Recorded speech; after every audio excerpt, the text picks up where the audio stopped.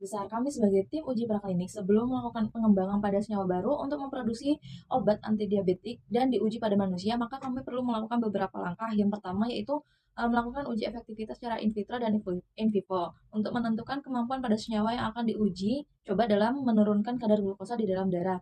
Apakah senyawa tersebut dapat menurunkan kadar atau tidak sehingga dapat memberikan interaksi terhadap tubuh. Pada uji efektivitas tersebut, dia melibatkan beberapa langkah. Yang pertama, secara in vitro, yaitu dalam pengujian secara in vitro sendiri dapat dilakukan dengan kultur sel dalam mempertimbangkan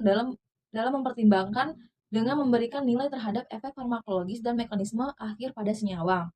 Kemudian, kedua yaitu secara in vivo, yaitu dalam pengujian secara in vivo dia melibatkan hewan uji yang akan dicoba dengan memberikan efek tosisitas, farmakokinetik, dan efek terapeutik dengan mengevaluasi dosis dan toksisitas, dengan menentukan dosis yang aman untuk digunakan dalam uji coba, serta dapat mengidentifikasi efek samping saat diberikan. Kemudian yang ketiga, pengumpulan data dari hasil uji coba tersebut, dia digunakan untuk memutuskan kelayakan pada senyawa yang akan digunakan untuk uji klinik pada manusia.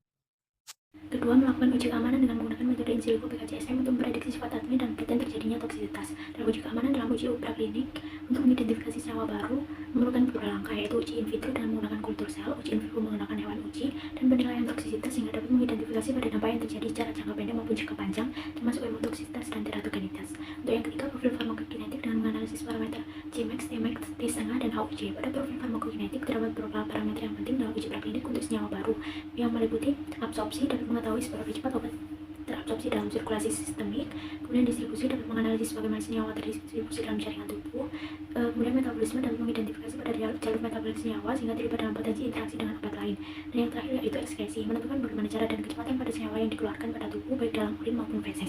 Pertanyaan yang pertama, apa yang menjadi fokus utama dalam uji farmakodinamik senyawa ini? Fokus yang kami lakukan yaitu pengaruh dari senyawa yang mempengaruhi model metabolisme glukosa, termasuk pengaruhnya terhadap enzim reseptor yang terlibat dalam pengaturan glukosa dalam darah, mengetahui perubahan kadar glukosa dalam darah dan parameter metabolik model hewan untuk menentukan efektivitas senyawa, menganalisis dosis pada senyawa dan respon biologis untuk menentukan dosis optimal saat memberikan efek maksimal dengan efek samping yang toksik bagi tubuh saat dikonsumsi.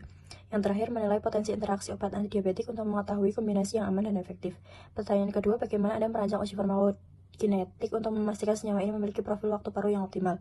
Beberapa rencana yang kami lakukan yaitu pengujian pada senyawa yang mampu diserap melalui saluran pencernaan dengan pengujian model CaCO2 sehingga dapat menilai permeabilitas, mengevaluasi distribusi senyawa dengan menggunakan metode seperti biodistribusi pada hewan uji, menganalisis metabolisme senyawa termasuk identifikasi enzim dengan model in vitro, menganalisis uji ekskresi pada senyawa uji dengan urin maupun feses untuk menentukan laju ekskresi renal, mengetahui waktu paruh terhadap waktu dengan menghitung area di bawah kurva AUC untuk menentukan profil pada farmakokinetik yang optimal.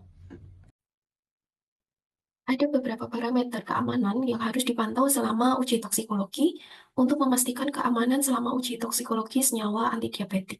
Meliputi yang pertama ada toksisitas akut dengan melakukan pemantauan pada efek langsung setelah pemberian dosis tunggal.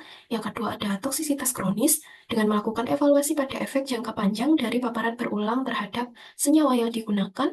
Yang ketiga dosis respon dengan menentukan LD50 untuk menentukan potensi racun pada senyawa yang digunakan.